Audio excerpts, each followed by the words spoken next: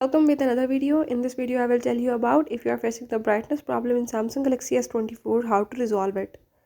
So if the brightness automatically increases or decreases, I will show you how you can fix this issue.